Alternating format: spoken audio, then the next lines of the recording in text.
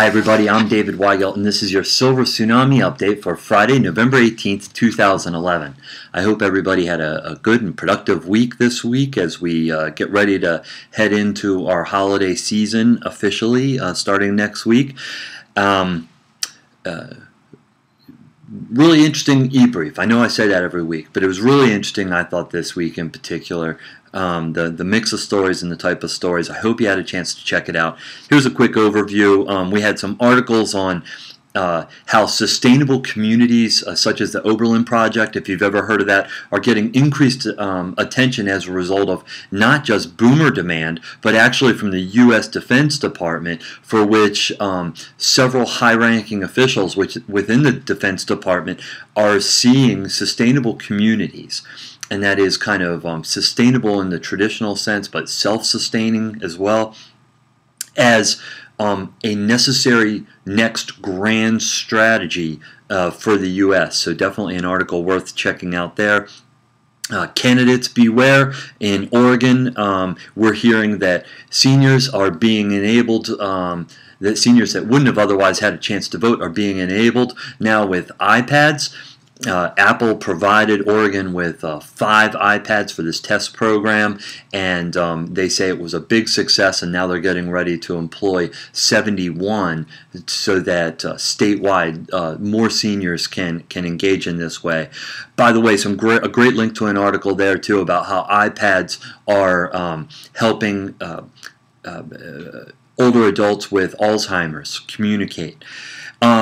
And then under the category of no surprise here, eMarketer shares some data on how adults 55 plus are more likely to respond to online video ads than any other generation. And while they are not the largest group of consumers watching videos, they are the fastest growing group. Again, that's adults 55 plus. Some data worth checking out there. What I'd like to focus on today, though, comes out of Advisor One and talks about how boomer entrepreneurs, one, are in great numbers, but two, great numbers of those boomer entrepreneurs are looking to help the communities that they live in, and in general trying to seek a sense of meaning in what they do in their ventures. This study was conducted by Civic Ventures and was funded by MetLife, two great organizations that get it, and they found that aspiring, what they call entrepreneurs are largely undeterred by our current economic situation.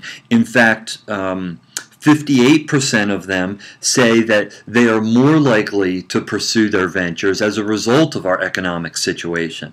And these aren't small numbers. They estimate that half of the 25 million boomers who are interested in an encore entrepreneurial endeavor have expressed an interest in finding a way to make a living that has a positive social impact. So this is great. This isn't just squishy stuff. This is great for the economy. This is great for us as marketers to know and understand.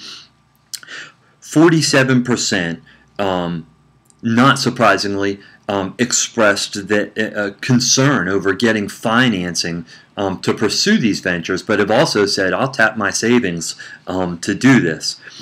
This is an extremely experienced crowd, and this shouldn't have surprised me, but it just made me feel good to hear this, that these people that are out there pursuing these ventures have on average 30 years of work experience, and 85% of them have management experience of at least 15 years.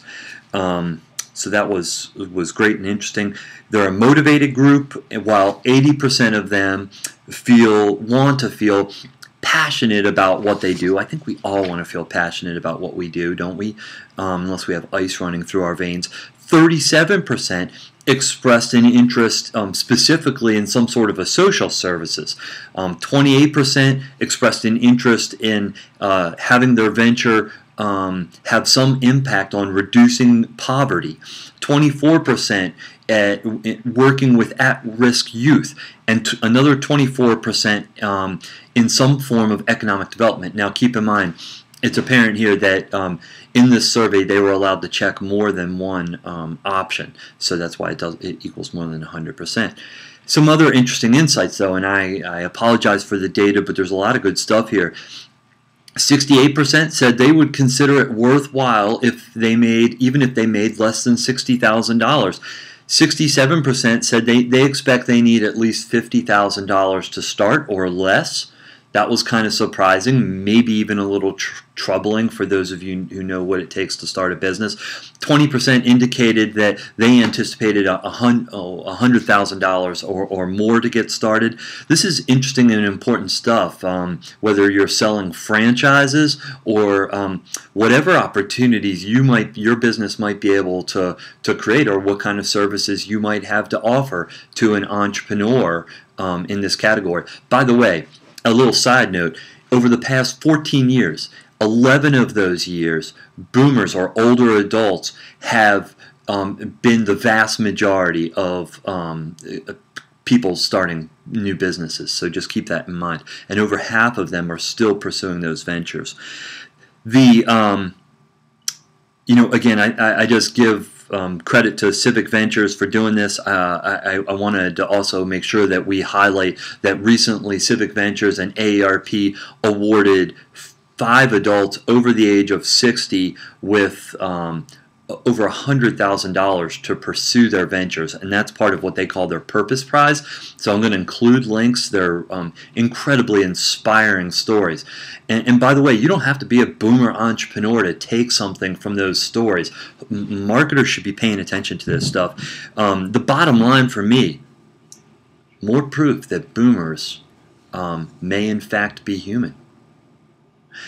So finally, I'm really excited about a new feature that I want to bring to the table for the Silver Tsunami kind of growing community here, and I'm calling it, in my love for all things Western, my Quicksilver question of the week. And this is based on, if you've ever seen Fast Company's 30-second MBA, and they deliver that on a daily basis. And the idea here is, I will pose a question once a week on the Silver Tsunami Facebook page, and now you will have the opportunity to post a 30-second video response.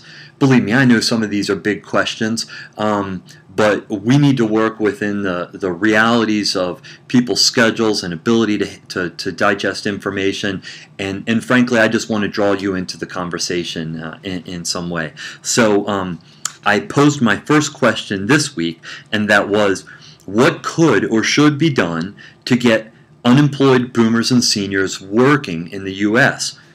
And I had a singular, great response from our friends at Retirement Jobs. Now, like I said on the Facebook page, apparently I need to send them a flip cam, so we're not quite up to speed on the video yet, but that's okay.